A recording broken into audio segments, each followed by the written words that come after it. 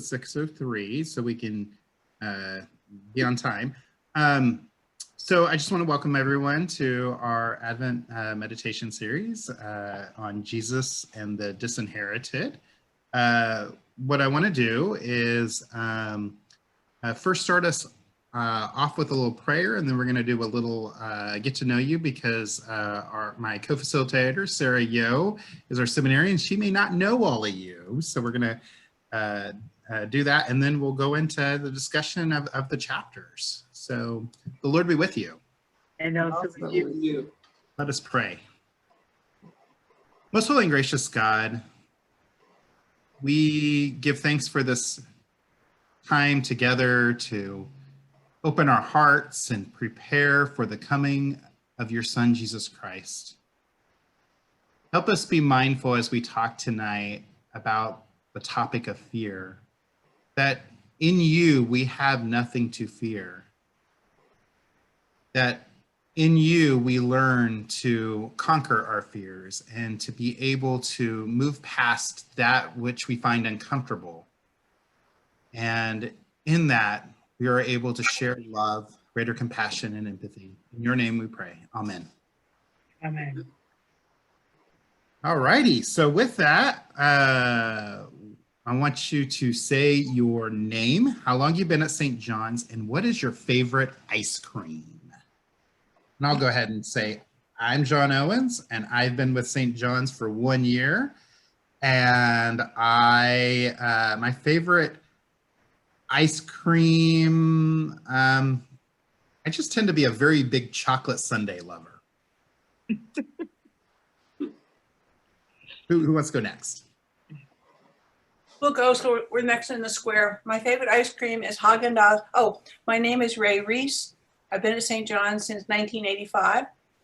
My favorite ice cream is Haagen-Dazs chocolate chip. I'm Bill Reese, and I come with Ray.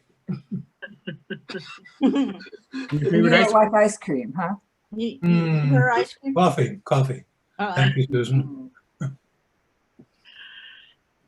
Why don't you call on us, John? Because Susan. we don't know our order. I'm calling you. What? Go ahead, Susan. I'm calling All right. Oh, my name is Susan Pierpoint. I've been at St. John's since when was the big earthquake? It was 89. 89, yeah. And that was when I walked into the church. And actually, Sarah, you should know this because it was a seminarian preaching that day. And I walked in and sat down and said, oh my God, this is my church. And never looked back. So I haven't eaten ice cream for 20 years because, well, I'll talk about it later. All right. Ken. My name's Ken Fuller. I did attend St. John's actually for a while in the late 60s, but I was a member of St. Paul's down on the lake at that point. I've been there now since approximately 2002, they say. My favorite ice cream is Haagen-Dazs vanilla chocolate chip. Not chocolate chip. All righty. Bonnie. Oh, my name is Bonnie. And actually, I'm not sure. I think it's 15 or 16 years, but Alan, how long have we been at? I think it's more like 13 or 14. He's low on his estimate. Well, I have a calendar. He has evidence he wants to present. Yeah. Okay, so, but I think it's 15. And I'm not a numbers person. I also don't eat ice cream anymore, but my favorite used to be pistachio. Alan. Okay, I'm Alan, and I'm in the room next to Bonnie. Separate rooms. We still like each other. My favorite is Tillamook's malted milk moo. It's something like that. that like a Ben and Jerry's thing, or it sounds like that was It's malted milk ice cream with chocolate in it, and it's wonderful. And as I noted in the chat, I am just going to be sitting by, not talking, because I haven't read the book yet. So. All right, Sarah Blaine. So I think I started St. John's in '96, and then I don't know, and then and I actually have the book now, but I haven't read it either. And my favorite ice cream is all these, some little fabulous ice cream at somebody's little ice cream shop around. That's a fun kind of ice cream. That's that. All right, and I will now call on Sarah Yo. Hi. So I'm Sarah. I've been at St. John's for 3 months, as you all know. And my favorite kind of ice cream, I think it's peppermint. It's like a seasonal one. It just it reminds me of we only got it in December. It just reminds me of my childhood with my mom. It's just oh, I love it. I love the memories associated with it. Nice. All right, and so with that, we will, for those who have read the book, are there any general thoughts on it? And we're not going into chapter 3 yet or 4, just chapter 1 and 2. Any just general thoughts? I found it very moving. What was moving about it? Well, I think that he really, without bitterness, it was straight talk about the condition of being an African American or a Black or a Negro in the United States.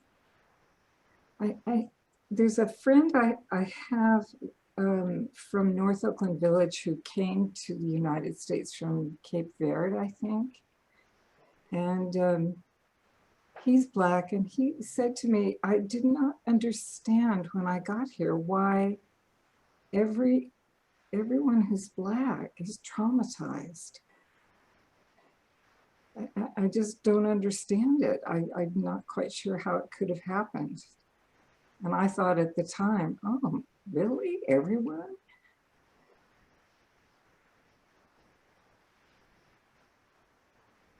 This guy nailed it. Anybody else have some? Yeah, definitely. And I think it was, for me, it was also interesting.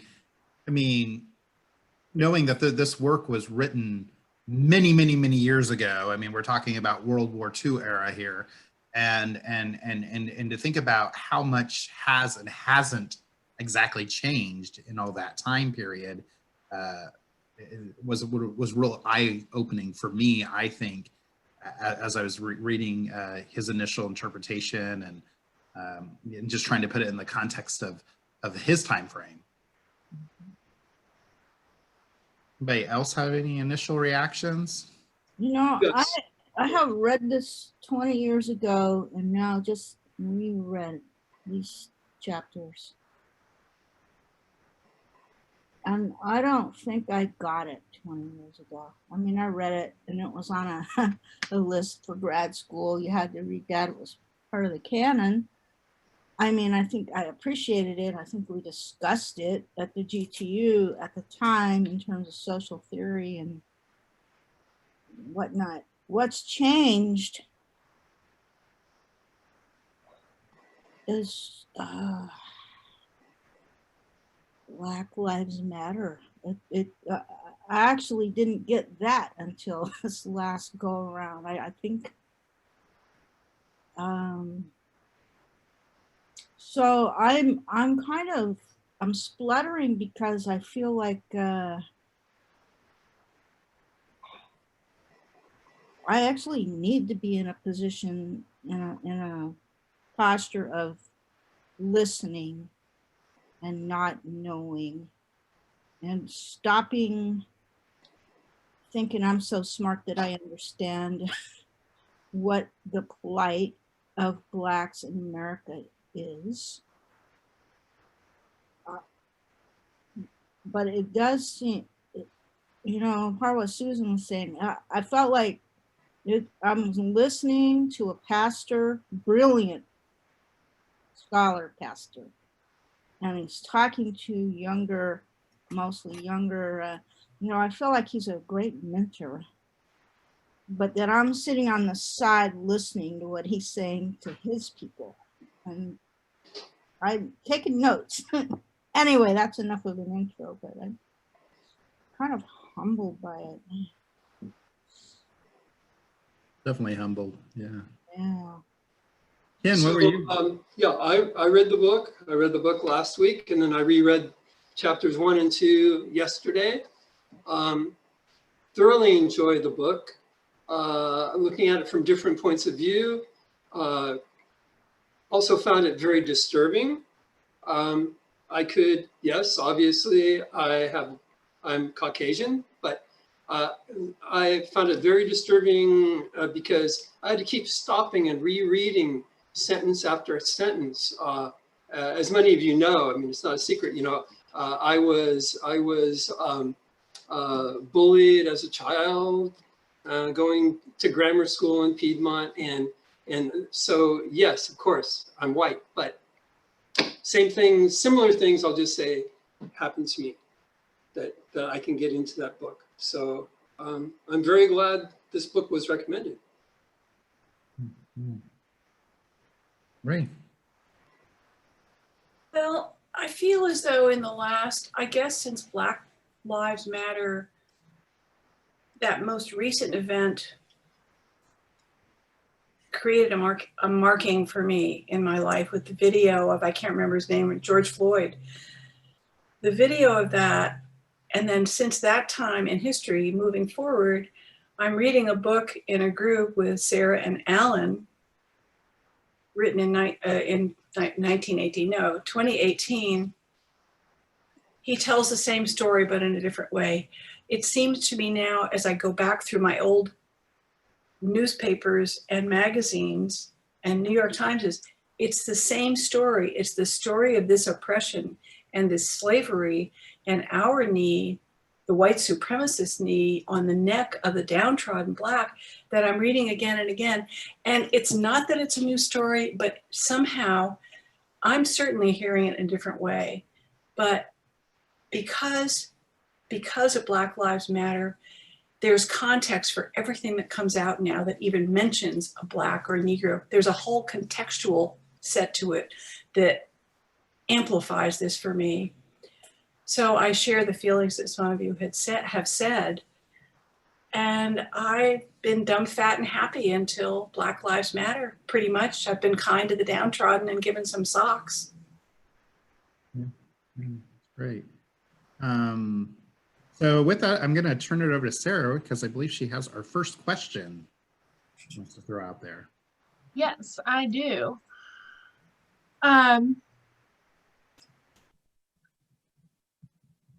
So I think that points us in a good direction for this question about how important is it to consider Jesus's status as a minority, poor Jew in the Greco-Roman world?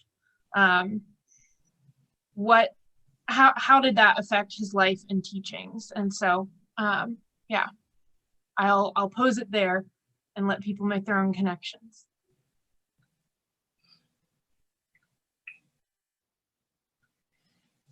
Well, you know, it's crucial, and we are going to say that, but I think the shift that's happened in me over the decades is I used to think Jesus shows us how to be nice to poor people. But Jesus is a poor people. Jesus, you know, it's not a posture or a strategy. He's just being a poor person of faith, of Jewish faith. So anyway, that's my first thought. I think it's important too. And I'm reading another book called The Other Side of the Wall. by a Palestinian Christian pastor. And that's been kind of knocking my socks off.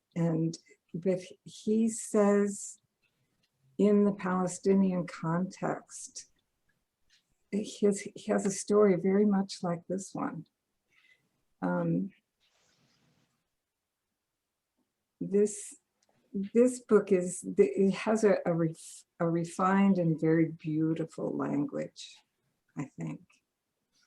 So the Palestinian pastor is a little less, I mean, he's a little more blunt. But what's fascinating is that both of them draw on Jesus and his place in the world. And that it means that he belongs even to those who are oppressed, or maybe even especially to them.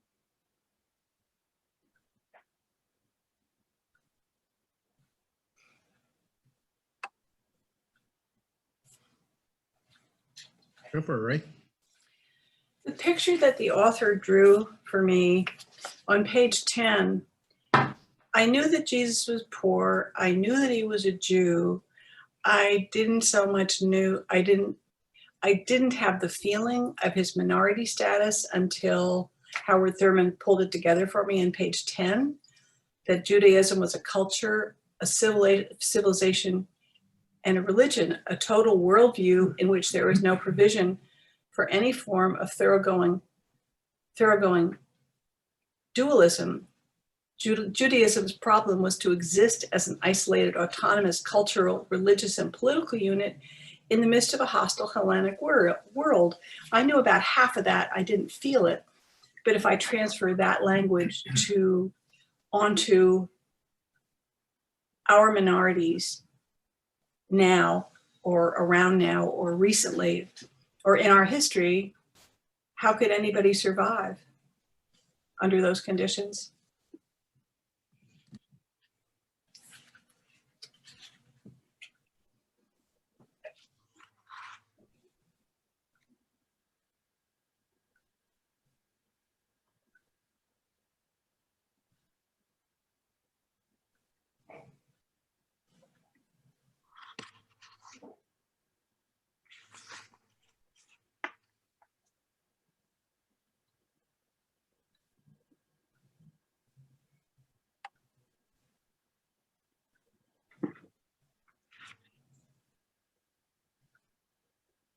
Does make you think about how we define race too in America, because you don't, for example, someone who came here, as an adult from Africa who doesn't have the experience of being African American here,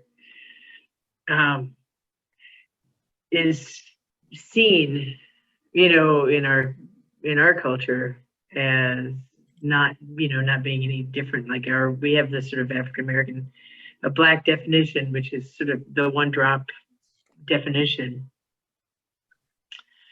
I'm just, looking at that. Judaism as a culture, a civilization, and a religion. Blackness in America is all those things, but they're not. It's not an option here. You can't not be.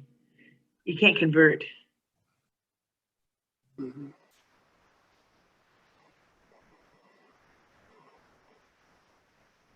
Yeah, I'm in a class this semester called The Jewish Counterculture of the 1960s.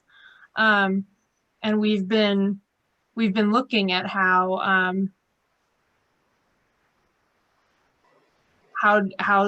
Jewish culture and people in America were able to assimilate in ways with Protestant America in a way that Black people could never assimilate with white people, because it's something physical that you see. It's not, yeah.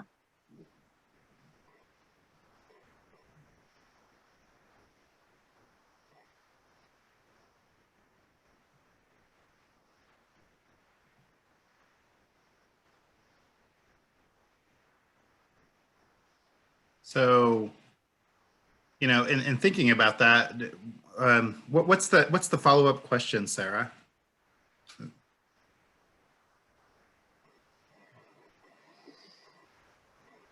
So how did his social status, how did that affect his life and teachings? So how did that his status as a minority impact what he taught to all of us? You know, for me, you know, it's kind of interesting. I think about, you know, he was the type of guy that, you know, I mean, he says, sell all your possessions and give it away, essentially. You know, I mean, if there could be anyone more anti-capitalist, it's Jesus here, right? And I think about that kind of profound thing, because it's interesting when I think about in a shift in our culture and how we feel about things, and people want to talk about their liberties in this country, but there is nothing in the Bible that talks about liberties. You know, it's a very countercultural thing. It's not about your right and your. It's always about the other person, and so I think and that plays into it, because here, I mean, Jesus was not a wealthy guy. He was the son of a carpenter, and he kind of, you know, I mean, I hate to use kind of the word, but he kind of was a vagabond. Here he was, just kind of roaming around doing his ministry. You know, it's not like he was accumulating a lot of wealth doing it. And like I said, when he encountered those of power, he kind of got them to try to see that there was another side to that, and looking at the disadvantaged and the franchised and the poor, so the outcasts of society, and he was always extending a hand to those people, and so I think that goes really much into, because he was one of them, and that's what's so powerful. He was one of them. It wasn't a hierarchy coming down to thing, but it was what they say, the flesh dwelled among us, it dwelled among them, the poor, and I think that's powerful. I mean, I even think it's interesting that this poor boy he must have been obviously a good speaker and teacher, because he gets invited into wealthy households for meals and stuff and mixes with all kinds of people. There's something about being able to maintain your sense of who you are and your worth in various kinds of situations that I admire in the man. It's kind of interesting. Well, I have two very timely things to offer here in relation to what Howard Thurman is writing about. One is that Bill and I have just started watching The Crown.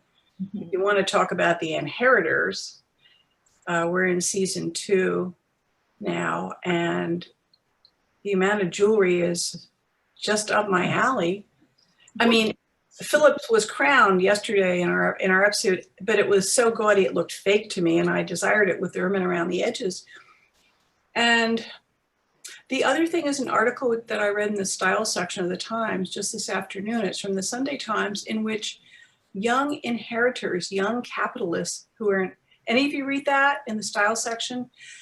20s and 30-year-olds are renouncing their fortunes because they've seen they're calling themselves socialists and various other things, non-capitalists. They're rebuking their fortunes and putting them to work, not to make more money, but finding ways to assist in the development of those who had not been assisted because they've been making so much money. Mm-hmm. There are a couple of thousand of them who are working through 2 not organizations, but I guess organizations and websites created maybe 20 years ago for people just like them. What should really rich people do with all their money? They can't just go to a street corner somewhere. So those 2 things are both represented here in this reading. And one of the things Thurman says is This is the position of the disinherited in every age. What must be the attitude toward the rulers? And it's getting worse because the attitude toward the rulers, that's us, as well as really rich people, not good and getting worse, and very well should be. I find cause for hope, I guess is what I'm saying. Howard Thurman, he hasn't lost hope, but he's laying bare what needs to be seen, what I need to see again.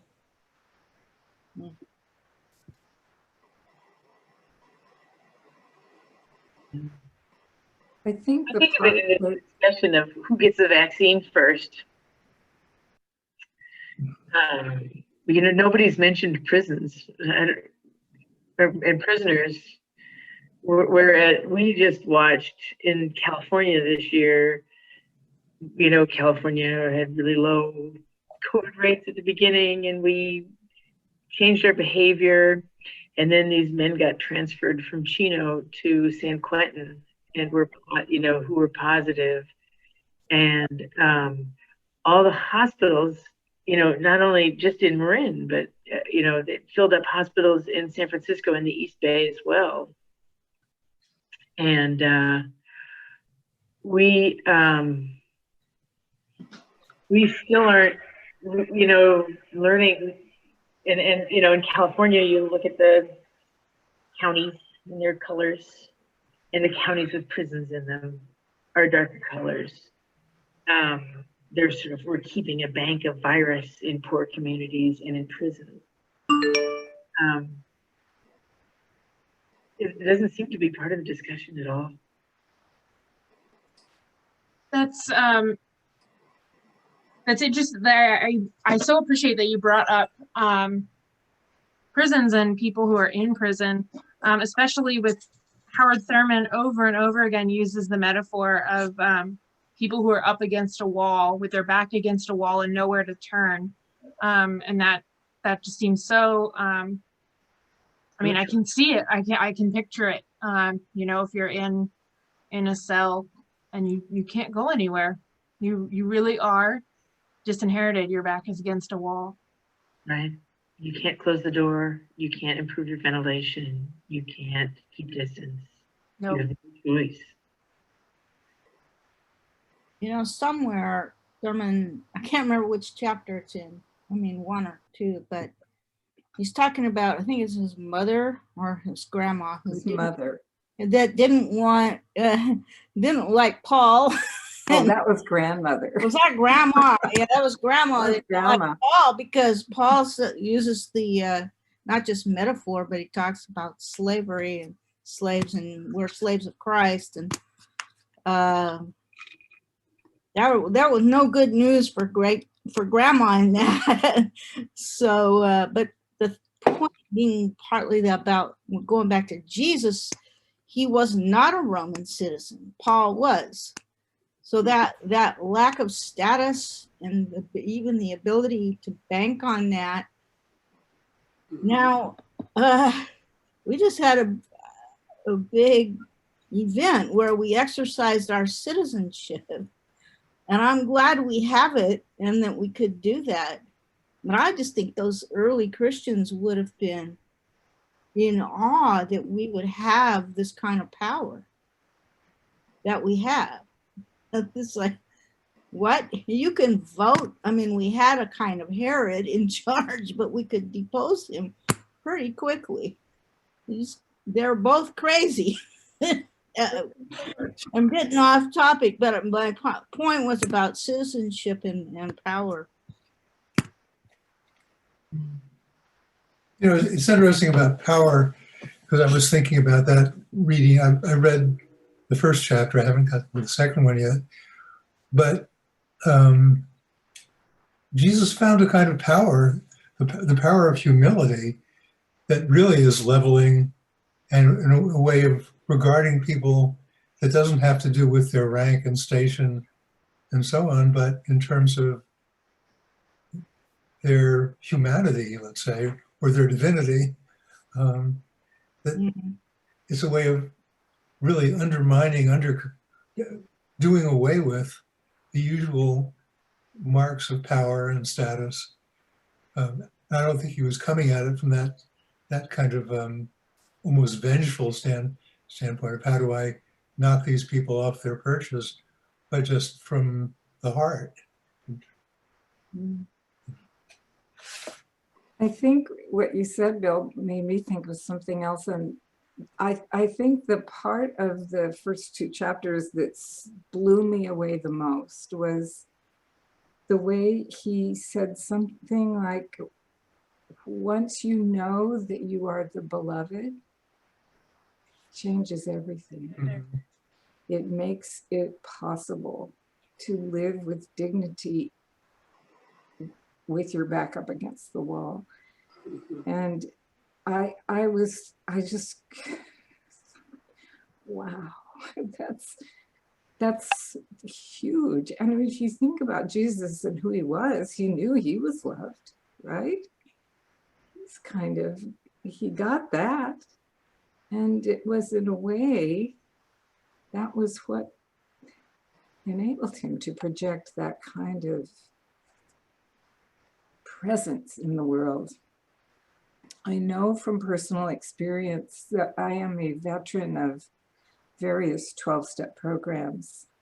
And at some point in my life, when, living in recovery, to be able to say, wow, God actually really likes me, because I can live. I can live into the life I was actually meant to have, more or less. I know I'm loved. It changed everything, everything. But imagine in his circumstance, then knowing and being in that circumstance.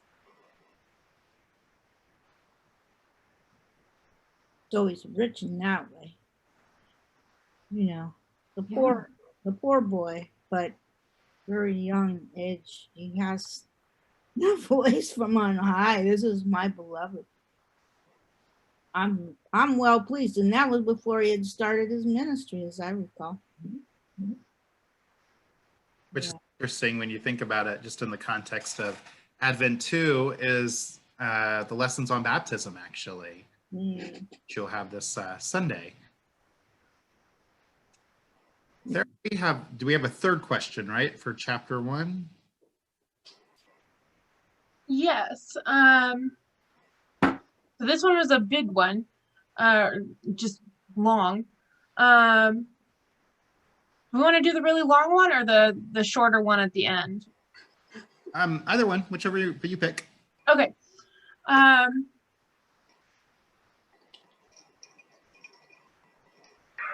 So there's a difference between charity, like Christian charity, and pity.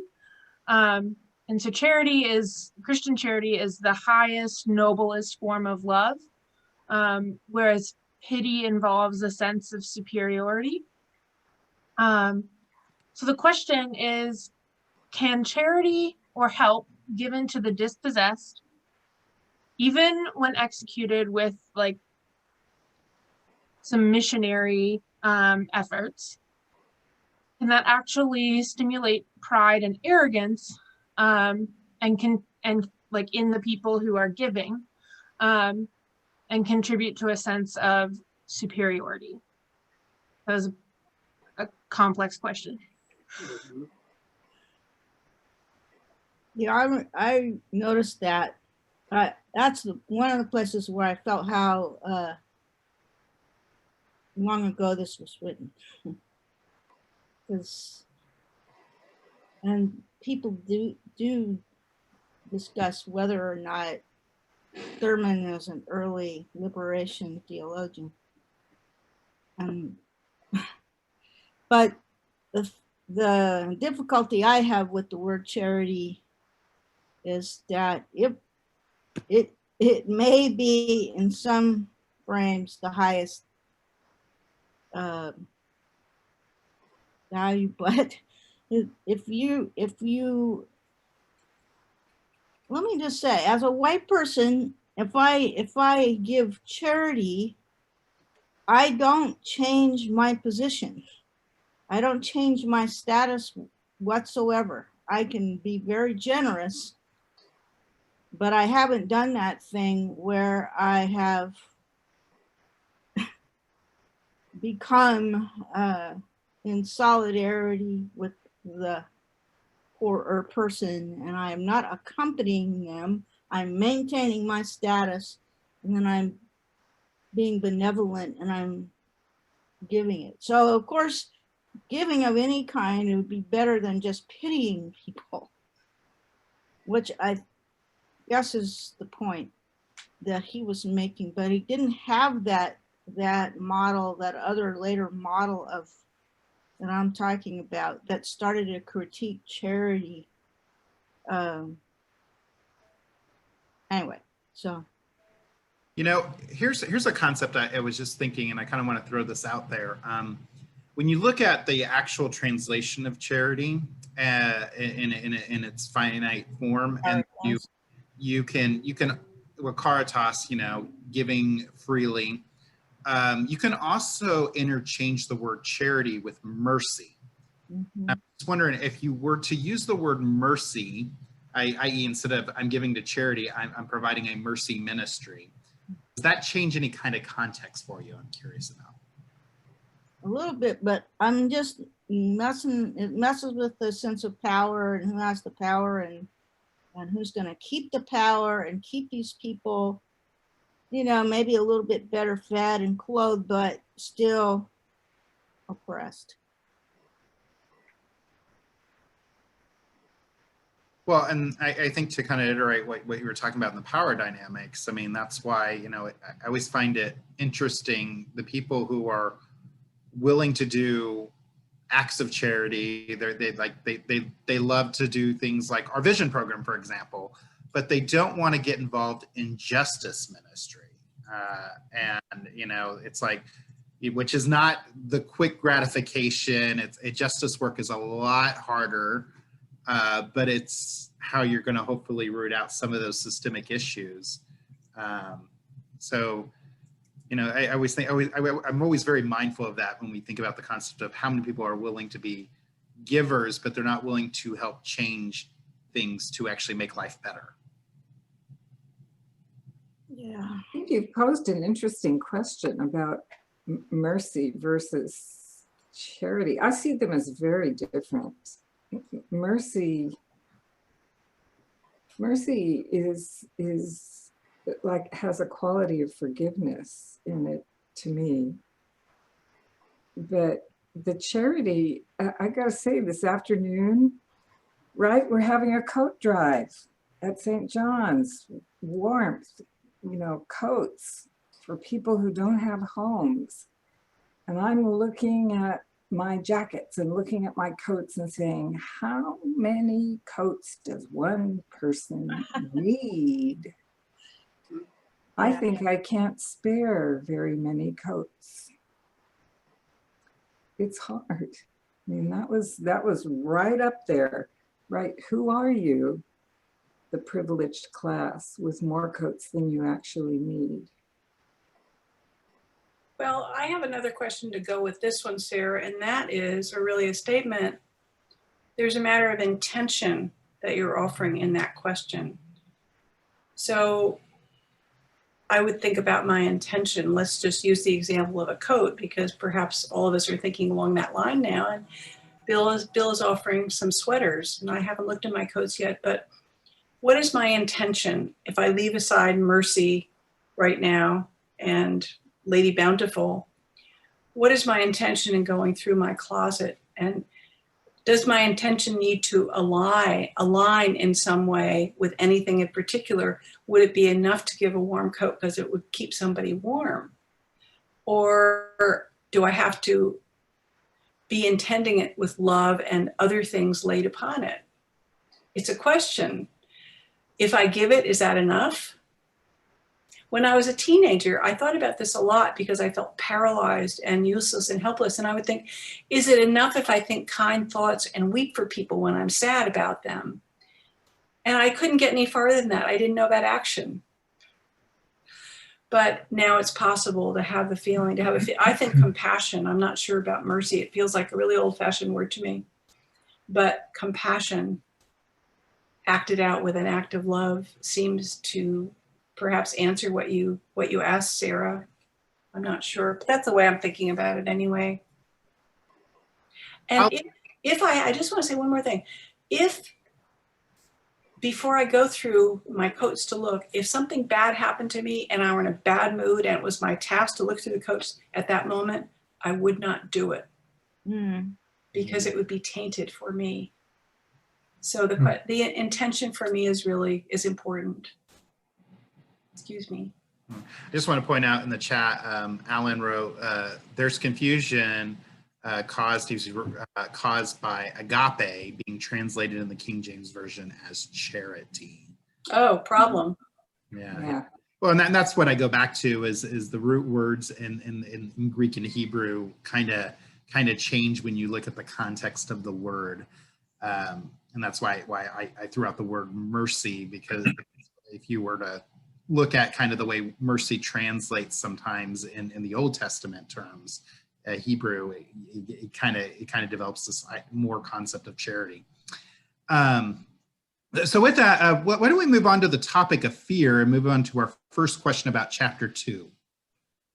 Love fear. Your friend. Sarah is muted, so she'll need to unmute. Oh yes, sorry. So what did Jesus say to his followers to cut through fear? That was a much shorter question than the previous one. Well, he said, fear not, but I haven't read the chapter yet. That's okay. He didn't say just do it.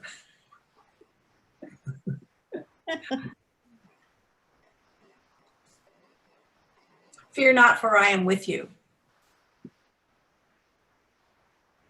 Stop worrying. Right? Behold the lilies of the field.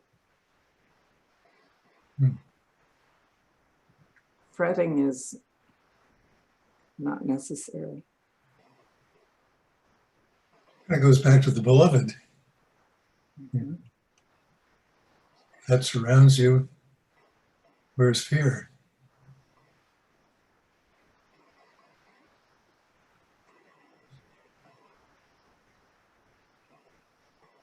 It's the Sermon on the Mount. Yeah. Which I always sort of thought Jesus was a closet Zen kind of guy when he preached that sermon. I mean, it seems like also Thurman he's given us a lot of quotes, New Testament quotes in this chapter, in the middle of it. But the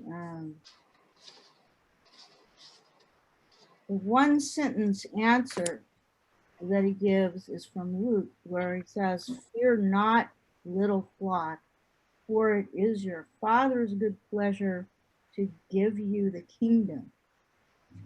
And the preacher Thurman says, this is God being mindful of the little flock and of the individual. It is declaring core human worth and dignity for everyone, and God's got it.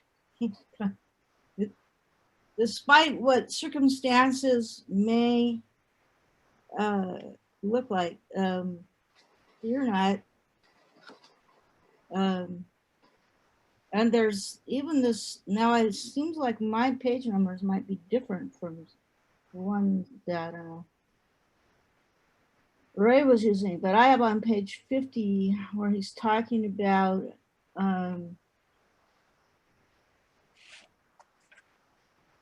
personal inferiority, feelings of that, and as different from social. And then he says about his grandmother. He says she would say you are not niggers. You are not slaves. You are God's children. And that established a ground of personal dignity. And she deduced that from her Bible reading.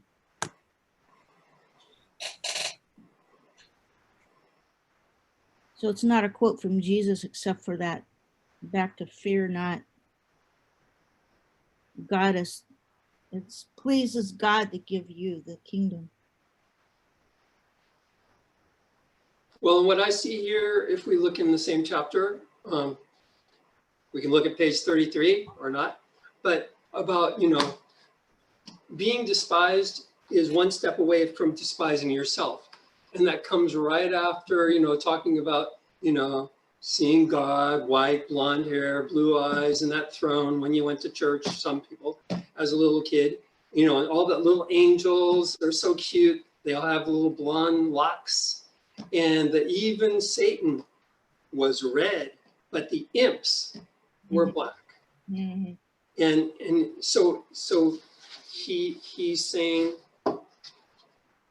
you don't have to live with that. This is just something that, some folks came up with a long time ago. And this is in the white churches, as he went into about, as a kid, white people could come to the black church, but black people could not go to the white church. And this is what you were seeing up on the wall. You were not seeing a black Jesus. They were not seeing a black Jesus. Mm-hmm. And why not?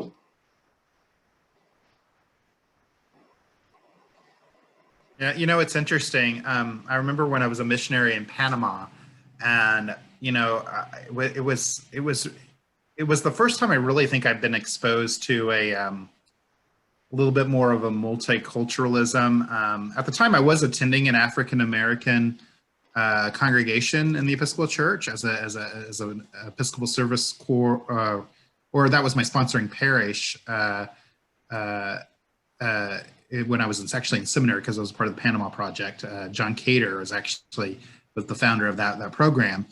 And so I went to Panama for the summer, and their patron saint is El Cristo Negro, the Black Christ. And it was the first time I ever saw a Black Christ right there in the midst of it's in they contain the site off just a little bit, a little ways from Cologne, which is on the other side of the country from Panama City. And they do big processions, and it's just interesting because I just remember like being in awe that I had to get a statue and ship it to my congregation back in Omaha, because I just never had ever, it just blew my mind. I never had thought about it in that context.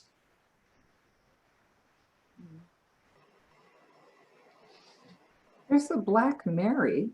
I don't know. I don't know if she ever has been in America. I know there was a Black Mary in France. Well, and if you remember a couple of weeks ago when Sarah preached, she posted a picture. It was a more modern picture. There was a Black Mary in her sermon. She used for her sermon context. Yeah. We had another follow-up question on fear. What is that, Sarah? And you're muted. Yes, I was just seeing if I could pull up the picture, but the other, there's lots of follow-up questions on fear here. So Thurman says it's not the fear of death that is causing the poor to fear violence, but the fear of something else. What is that something else? It's the fear of losing all dignity and all value. Mm.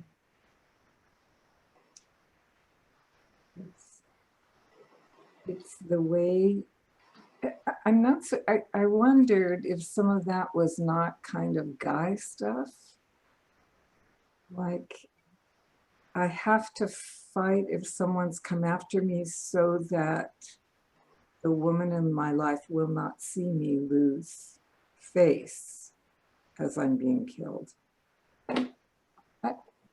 That one kind of perplexed me.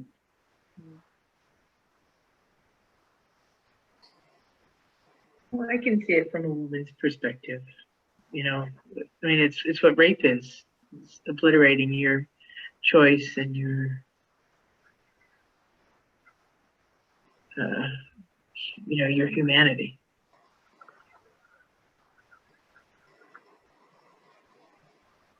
Well, I see. I mean, going back with that, yeah, because it's like there's no fear of death if you knew death was coming, but they don't know. The person doesn't know death is coming.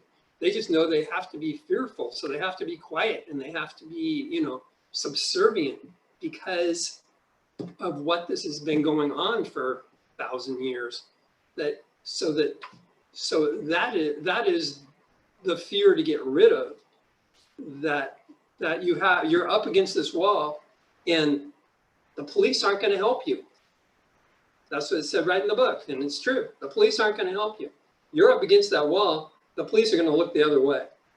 Whereas when it's reversed, they're going to come after you, ask questions later, they're going to just shoot. And that's what I see with what he's saying, the two different fears, because you know, okay, we have a fear we might die of this virus, which we can't even see. But then at the same time, what is it we read about? It's happening more to people of color. Mhm. Why is it happening to more people of color? Because they don't have, they don't have a coat to wear. Maybe they don't have a house to sleep in. Or their house is in the flatlands of Oakland, not up here in the hills of Oakland. So we see the numbers, it's right there. Not only people in the homes, that nursing homes, but the number of people that are white that are dying of this virus are a lot less, at least that I read, than minorities, be it Black, Hispanic, etc. And so you have that fear, you know, and then you have to go to work because you're not picking cotton now, you're picking tomatoes or the grapes to make wine so that people can have a $20 bottle of wine on their table, you know, and that you'll never see. And you have to go to work and you have to live with 10 people because you can't pay $5,000 a month and rent your own house. You have to be with 10 people that you may or may not be related to. And then again, so then you may get this virus. Yeah, in the midst of this pandemic where Black and brown people are dying at much higher rate, and a lot of that is probably very related to the wealth gap, the racial wealth gap in our country. We just voted down affirmative action. Yeah. Go. Unbelievable. Very similar. It reminds me very much of the police response to the Black Lives Matter movement, which is to increase, violence, be violent against the protesters. I think people are really firming up their position, their status position, and afraid to lose it when they vote like that. Yeah. I don't know what lame brain wrote the text in the voter information pamphlet about that proposition, That was but bad. it was wrong and it was stupid. Yeah. Well, I didn't think it was going to pass when I read that. yeah. Well, one of the things that was interesting, I think, if I remember reading this in the news about that particular ballot measure, was the number of minority people who voted against it. And I don't know why that was, but that's something to ponder. Why would minorities vote against affirmative action? And I don't. I think I read that in the San Francisco Chronicle or something. I can't remember where, but just something interesting to think about. We can talk about that.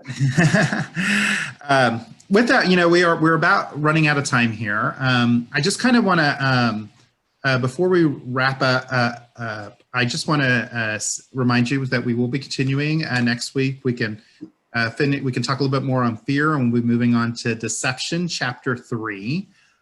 Just to kind of give you a big overall picture why we chose this book and where we're going with this. You'll notice in your Friday email this week, there will be a new book posted for January. And then we'll have a one-day discussion on that next book. And then with that, Sarah and I are going to hold a orientation at the end of January for a program that we are going to launch at St. John's called Sacred Ground. Sacred Ground is the kind of the new gold standard for talking about anti-racism in the Episcopal Church. It is an intensive study program. It's not one of those you just show up one time and you're done. You have to commit to a group and go to 10 sessions. It's an affinity group. And there is homework in between each class, but it's people who really want to really delve into this topic and at a very much deeper level. It includes reading assignments and documentaries, and it's going to be a phenomenal program. And so we're hoping that people at St. John's will commit to joining this affinity group that we're going to launch in February. And we'll have an information session in January, but just to kind of give you an idea. And some of the books and some of the stuff we've been doing in adult ed this year are part of that curriculum, because I'm also trying to lighten up for people so they don't have as much homework. So this is one of the books, the book in January.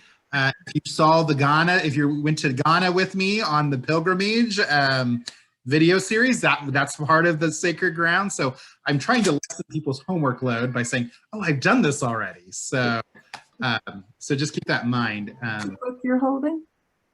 Say what? I'm holding the same book we read this time. Oh, this is this time. This time. What's the new book in January? It is Waking Up White. Oh, I've read that. Yeah. Yeah. So, yeah, and Ann Meyer is going to facilitate that one. So with that, I'm going to call on Sarah to pray us out of the meeting tonight. Lord be with you. And also with you. Let us pray. God, I thank you for this faithful group of people and our time together tonight as we learn about and face the injustices in the world and our role in them. I ask that you continue to be with us as these weeks go on, in between sessions and during sessions, as we read and digest and try to make sense of what can be really troubling information and stories. Help us to know what your will is for us to do and what actions we need to take, and give us the strength to do that. All this and more in your name. Amen. Amen. Thank you, Alan, and Bye. everybody. Thank you, John. Good night, Thank you, John and everybody. Sarah.